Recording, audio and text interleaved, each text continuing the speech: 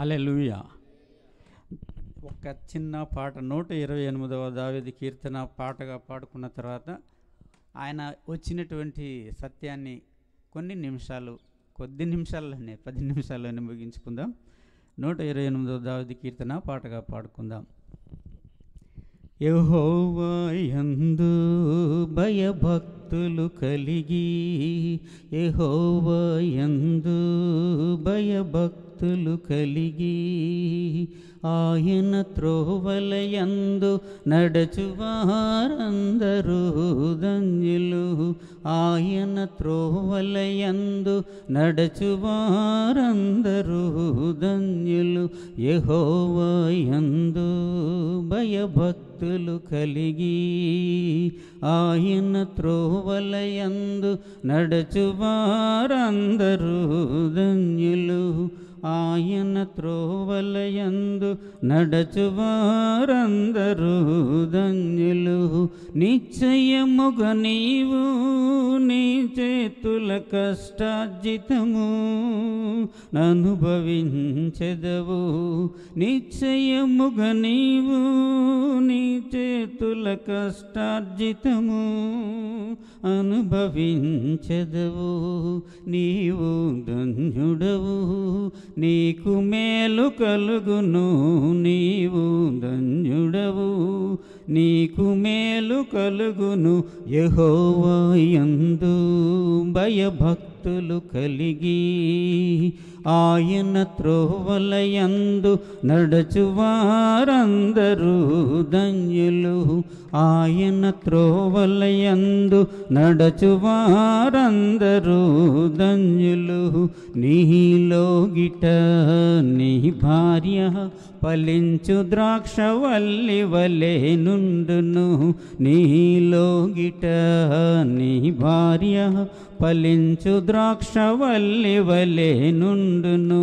నీ భోజనపు బల్ల చుట్టూ నీ పిల్లలు, నీ భోజనపు బల్ల చుట్టూ నీ పిల్లలు ఒలివ మొక్కల వలె నుందురు. యెహోవా యందు భయభక్తులు గలవాడు ఈలాగు ఆశీర్వదింపబడును. సియోనులో నుండి యెహోవా నిన్ను ఆశీర్వదించును, సియోనులో నుండి యెహోవా నిన్ను ఆశీర్వదించును. నీ జీవిత కాలమంతయు యెరూషలేమునకు, నీ జీవిత కాలమంతయు యెరూషలేమునకు క్షేమము కలుగుట చూచెదవు. నీ పిల్లల పిల్లలను నీవు చూచెదవు, నీ పిల్లల పిల్లలను నీవు చూచెదవు. ఇశ్రాయేలు మీద సమాధానముండును కాక, యెహోవా యందు భయభక్తులు కలిగి, ఆయన త్రోవలయందు నడచువారందరూ ధన్యులు, ఆయన త్రోవలయందు నడచువారందరూ ధన్యులు. దేవునికి స్తోత్రం. ఆయన మీ అందరికీ ఇక్కడికి కూడి వచ్చినటువంటి నా ప్రియ సహోదరులందరికీ దేవుని నామము పేరిట క్రిస్మస్ శుభాకాంక్షలు. ప్రతి కుటుంబంలో సంతోషము, ఆనందము, నిత్య సంతోషాలు కలగాలని దేవుని నామం పేరిట మీ అందరికీ క్రీస్తు నామమున శుభాభివందనాలు తెలియచేస్తూ ఉన్నాను. క్రీస్తు ఈ లోకానికి ఎందుకు వచ్చారనేది ఒక్క వచనాన్ని మాత్రమే నేను చూపించి 10 నిమిషాల్లో మనం ముగించుకుందాం. లూకాసు వార్త 2వ అధ్యాయము 14వ వచనంలో, లూకాసు వార్త 2వ అధ్యాయము 14వ వచనం.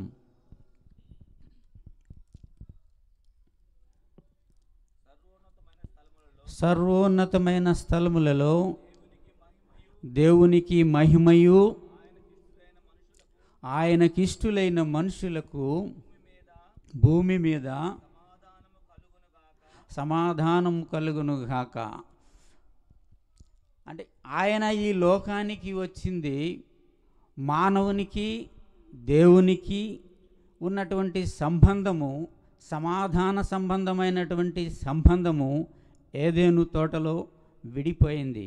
ఎప్పుడైతే మన ఆది తండ్రి అయినటువంటి ఆదాము దేవుని ఆజ్ఞను అతిక్రమించి పాపము చేసి ఉన్నాడో, ఆయన ద్వారా మనకి పాపము సంప్రాప్తమైంది.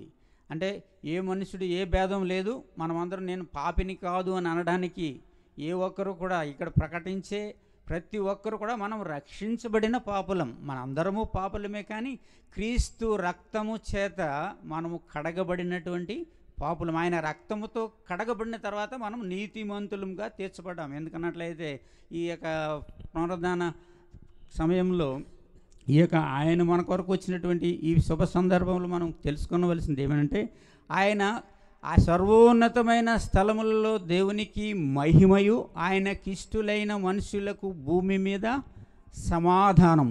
ఆయనకి ఇష్టలుగా మనము ఎప్పుడు మారతాము అంటే, మనలో ఉన్నటువంటి పాపాన్ని వదిలిపెట్టి, మనలో ఉన్నటువంటి పాపాన్ని వదిలి ఆయనకి ఇష్టమైనటువంటి బిడ్డలుగా మనము మార్చబడాలి.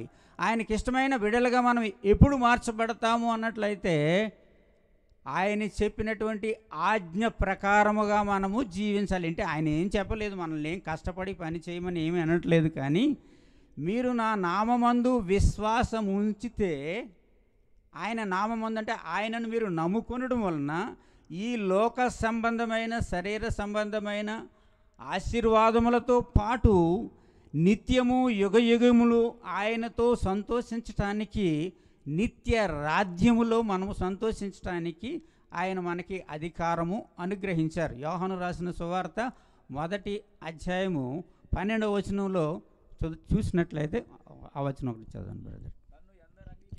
తను ఎందరూ అంగీకరించిరో వారందరికీ, అనగా తన నామమందు విశ్వాసముంచిన వారికి దేవుని పిల్లలగుటకు ఆయన అధికారము అనుగ్రహించెను. దేవునికి స్తోత్రం. మనము పాపము చేస్తున్నప్పుడు సాతాను యొక్క అధికారం క్రింద ఉన్నాము. సాతాను యొక్క అధికారం నుంచి, ఈ లోకములో నుంచి ప్రత్యేకించి మనలను రక్షించడానికి ఆయన బాలునిగా, రాజుగా వచ్చాడు అని ఇప్పుడే మనం పాట ద్వారా విన్నాం. ఆయన పుట్టడమే రాజుగా పుట్టాడు. పుట్టిన తర్వాత ఇక్కడ కొంతమంది మొదటగా ఒకేసారి ప్రైమ్ మినిస్టర్, ఒకేసారి చీఫ్ మినిస్టర్, ఒకేసారి ఎమ్మెల్యేలు అవ్వరు. కానీ చిన్న చిన్న పనులు చేసిన తర్వాత ఈ లోక సంబంధమైన రాజులుగా నియమించబడతారు. కానీ ఆయన పుట్టిందే పాప అధికారము నుండి మనలను విడిపించి, ఆయన రాజుగా పుట్టింది ఎందుకు అన్నట్లయితే, పాపం నుంచి మనల్ని విడిపించి ఆయన అధికారం క్రిందకి మనము వచ్చినట్లయితే, ఆయనను మీరు అంగీకరిస్తే, ఆయన నిజ రక్షకుడు, నా పాపం నుంచి విడిపించి నిత్య రాజ్యాన్ని అనుగ్రహించగలిగిన సర్వశక్తిమంతుడైన దేవుడని మీరు అంగీకరిస్తే, అప్పుడు ఆయన ఏ అధికారం మనకి ఇస్తున్నాడు? సాతాను యొక్క అధికారాన్ని తీసేసి ఆయనకు పిల్లలగుటకు అధికారము మనకి ఇస్తున్నాడు. పిల్లలంటే ఇప్పుడు సపోజ్ సోదరులు ఉన్నారు, వారి పంట నా పిల్లలు ఉన్నారు. ఈ పిల్లలు ఏమంటారు? మన పిల్లలు అయిన తర్వాత మనల్ని ఏమని పిలుస్తారు? పిల్లలకి మనం తల్లిదండ్రులం కదా. పిల్లలు మనం ఏమని పిలుస్తాం? తండ్రి అని పిలుస్తాం, అమ్మ అని పిలుస్తాం, నాన్న అని పిలుస్తాం. అలాగే అప్పుడు మనకి ఏ అధికారం ఇస్తున్నాడంటే, ఆయనను అంగీకరించినప్పుడు ఆయన మనకి తండ్రి అవుతూ ఉన్నారు. అంటే ఆ అధికారం కిందకి, తండ్రి అధికారం క్రిందకి మనకు వచ్చినప్పుడు సాతాన కబంధ హస్తాల నుంచి విడిపించబడి, అప్పుడు మనము ఆయన నిత్య రాజ్యానికి వారసులం అవుతాం. ఎట్లా? ఇంతకుముందు నేను మీకు తెలియజేశాను. ఆయన రక్తము మన ప్రతి పాపము నుండి, మనం చేసే ప్రతి పాపము నుండి మనలను విముక్తులుగా చేసి పరిశుద్ధపరిచి ఆయన నిత్య రాజ్యానికి వారసులుగా చేస్తుంది. అంటే అందుకనే ఈ లాస్ట్లో ఇశ్రాయేలు మీద సమాధానం ఉండును గాక, మనం పాడుకున్నటువంటి పాటలో కూడా సమాధానం అంటే సమాధానకర్త అయినటువంటి దేవుడు ఈ లోకం ఇచ్చేటువంటి సంతోషం కంటే, ఆయన ఇచ్చేటువంటి సంతోషం 14 యోహాను రాసిన సువార్త 14వ అధ్యాయము 27వ వచనం. యోహాను రాసిన సువార్త 14వ అధ్యాయం 27. శాంతిని మీకు అనుగ్రహించి వెళ్ళుచున్నాను. శాంతికి వితిన్ బ్రాకెట్స్లో దానిలో సమాధానము. ఆ శాంతిని మీకు అనుగ్రహించి వెళ్ళుచున్నాను, నా శాంతినే మీకు అనుగ్రహించుచున్నాను, లోకం ఇచ్చినట్లుగా నేను మీకు అనుగ్రహించలేదు. దేవునికి స్తోత్రం. లోకం ఇచ్చేటువంటి శాంతి ఏంటంటే, లోకం ఇచ్చేటువంటి సంతోషం ఏంటంటే, కొత్త బట్టలు వేసుకున్నప్పుడు ఒక సంతోషం, లేకుంటే ఇంకొక కుటుంబాల్లో జరిగేటువంటి సంతోషకరమైన విషయాలు జరిగినప్పుడు ఇంకొక సంతోషం, మన విషయాలు కుటుంబంలో జరిగేటువంటి విషయాల బట్టి సంతోషిస్తాం. అలాగే ఒక తల్లిగారు ఏం చేశారు అన్నట్లయితే, ఆమె దగ్గర ఉన్నటువంటి ఆమెకి ఈ సంతోషం కావాలని చెప్పేసి ఏమైందంటే, ఒక రంగుల రాట్నం ఒక ఎగ్జిబిషన్కి వెళ్ళింది ఆవిడ. ఎగ్జిబిషన్కి వెళ్ళినప్పుడు అంటే ఆ రంగుల రాట్నం ఎక్కడానికి ఆమెకి సంతోషం కలిగింది. రంగుల రాట్నం ఎక్కడానికి సంతోషం కలిగిన తర్వాత ఆ రంగుల రాట్నం ఎక్కింది ఆవిడ. ఆమె దగ్గర ఉన్నటువంటి ఎన్ని రౌండ్లకి ఎన్ని పైసలేమా అని అడిగితే చేసేటువంటి ఆ సర్కస్ అతను, నీ దగ్గర అంటే ఒక్కసారికి అప్పుడు ఆ రోజుల్లో 5 పైసలు అంటే ₹1 అంటే నీ దగ్గర ₹5 ఉన్నాయంటే 10 రౌండ్లు చేసామని 10 రౌండ్లు కూడా ఆమె తిరిగేసిన తర్వాత కిందకి దిగిపోయింది. అప్పుడు తర్వాత ఏమ్మా వేరే ఆయన అడిగి, ఏమ్మా నీకు ఏ విధమైన సంతోషం వచ్చిందంటే, నేను ఎక్కడ ఎక్కానో నేను అక్కడే దిగిపోయానమ్మా, నా జీవితంలో ఏవి సంతోషం ఉంది అని చెప్పినట్లుగా నేను కొన్నిసార్లు ఒక సహోదరుని ద్వారా నేను విన్నప్పుడు ఆయన చెప్పినటువంటి ఈ దృష్టాంతం నేను విన్నప్పుడు అది అంటే లోకం అంటే మనకు అది సంతోషం ఇస్తుంది అని మనం తలుస్తాం, కానీ దానివలన శాశ్వతమైన సంతోషం రాదు. కానీ ఈ దినము నా ప్రియమైన ఈ గ్రామవాసి నా సహోదరులరా, తండ్రులారా, తల్లులారా, దేవుడు ఇచ్చేటువంటి సమాధానము, సంతోషము ఇవ్వడానికి ఆయన ఈ లోకంలోనికి కుమారునిగా, రాజుగా జన్మించాడు. ఆయనను మీరు అంగీకరించినట్లయితే ఆయన నిత్య రాజ్యానికి మిమ్మలను వారసులుగా చేయడానికి ఆయన అపారమైనటువంటి ఆయన చాచిన చేతులతో మిమ్మల్ని ఆయన యొద్దకు పిలుస్తూ ఉన్నాడు. ఇది మిమ్మల్ని విమర్శించడానికి కాదు, కానీ దేవుని ప్రేమను మేము ప్రకటిస్తూ ఉన్నాము. దేవుని సువార్త అంటే మంచి వార్తనంటే మన జీవితంలో నిత్యము యుగయుగములు ఆయనతో సంతోషించడానికి ఆయన వార్తను, ఈ శుభవార్తను ఆయన నిజ రక్షకుడు, నిజ దేవుడని మీ జీవితాల్లో మీరు అంగీకరించినట్లయితే ఆయన నిత్య రాజ్యంలో మాతో పాటు మన అందరము కూడా యుగయుగములు ఆయనతో సంతోషించడానికే, మనందరికీ ఆ సంతోషకరమైన నిత్య రాజ్యములో జీవితాన్ని నిత్యము ఆయనతో ఆనందించడానికే మనల్ని ఈ లోకంలో నుంచి ప్రత్యేకించి ఎన్నుకున్నారు. ఆ ప్రేమను స్వీకరించి ఆయన యొక్క నిత్య రాజ్యానికి వారసులు కావడానికి ఈ మధ్యాహ్నకాల సమయంలో దేవుడు మనల్ని ప్రేమతో మనవి చేస్తూ ఉన్నారు. ఆయన ప్రేమను అంగీకరించండి నా ప్రియ సహోదరి, తండ్రులారా, తల్లులారా, ఈ గ్రామవాసులారా. ఈ పెండాల్లో ఈ యొక్క పందిరిలో కూర్చుని దేవుణ్ణి అంగీకరించినటువంటి నా ప్రియమైన సహోదరులారా, క్రీస్తు మనకు చేసినటువంటి ఆయన ఈ లోకానికి ఎందుకు పుట్టాడు అన్నట్లయితే మనకు సమాధానము అనుగ్రహించి ఆయన నిత్య రాజ్యములో యుగయుగములు ఆయనతో సంతోషించడానికి ఆయన మనలను పిలిచాడు. కనుక పిలిచిన నమ్మదగిన వాడు, మనల్ని నడిపించగలిగిన సామర్థ్యం కలిగిన పరిశుద్ధుడైనటువంటి దేవుడు ఆయన యొక్క మాటలను అంగీకరించి ఆయనకి ఇష్టమైన బిడలుగా మనము జీవించడానికి ఆయన ఈ లోకంలో వచ్చినటువంటి మహా సంతోషకరమైన సువార్తమానము ఏమిటి అన్నట్లయితే, ఒకడు సర్వలోకమును సంపాదించుకొని తన ప్రాణమును పోగొట్టుకుంటే ఏమి ప్రయోజనం అంటే, ఒక పాపిని మనం రక్షించగలిగితే ఈ లోకాన్ని అంతటిని ఒక్కసారి మనం కొన్నట్లు. అంటే ఒక పాపిని పాప ఊపి నుంచి, అంటే సర్వలోకంతో పాటు ఒక పాపి ప్రాణము అన్నట్లయితే ఆత్మ, ఒక ప్రాణం, సర్వలోకం అంతా ఉన్నాయి, సర్వ సమృద్ధి అన్నీ ఉన్నాయి, కానీ సర్వలోకం సంపాదించుకుని ప్రాణం పోగొట్టుకుంటే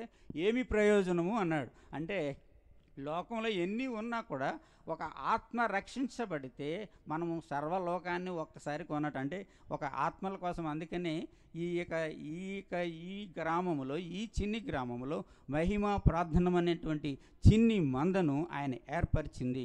ఆయన ఈ లోకానికి వచ్చినటువంటి ఆయన సత్యాన్ని ప్రకటించి అనేక ఆత్మలను రక్షించి, ఆయన నిత్యరాజ్యానికి వారసులుగా చేయటానికి. కనుక అటు రీతిగా ఈ చిన్ని మంద అనేక ఆత్మలను రక్షించగలిగినటువంటి మందగా నడిపించగలిగినటువంటి సామర్థ్యము నడిపిస్తున్నటువంటి సోదరులు ముగ్గురికి కూడా దేవుడు అనుగ్రహించి అనేక విధాలుగా సహకరిస్తున్నటువంటి నేను అమ్మ నాన్నలు, అదే జోసెఫ్ గారి కుటుంబానికి ఈ గ్రామవాసుల్లో ఎవరు ఏ విధమైనటువంటి ఆటంకాలు అడ్డుబండలు కలుగు చేయకుండా ఆయనకి ఇష్టమైనటువంటి ఈ పరిచర్యను కొనసాగించడానికి ఏ విధమైన ఆటంకము కలగకుండా అనేక ఆత్మలు ఆయన రాజ్యంలో చేర్చబడటానికి పరిశుద్ధాత్మ దేవుని యొక్క సహాయము మనకి సదాకాలము ఉండి నడిపించునుగాక. ఆమేన్. అదేవిధంగా మరొకసారి మీ అందరికీ దేవుని నామం పేరిట క్రిస్మస్ శుభాకాంక్షలు తెలియజేస్తున్నాను. మీరందరూ సంతోషంతో ఆనందంతో ఆయనను ఆరాధిస్తూ మీ జీవితాల్లో ఆయన చేసిన మేలును బట్టి ఆయన స్తుతించాలని మరొకసారి మనవి చేస్తూ నేను సెలవు తీసుకుంటున్నాను. దేవుని నామానికి మహిమ కలుగునుగాక. ఆమేన్.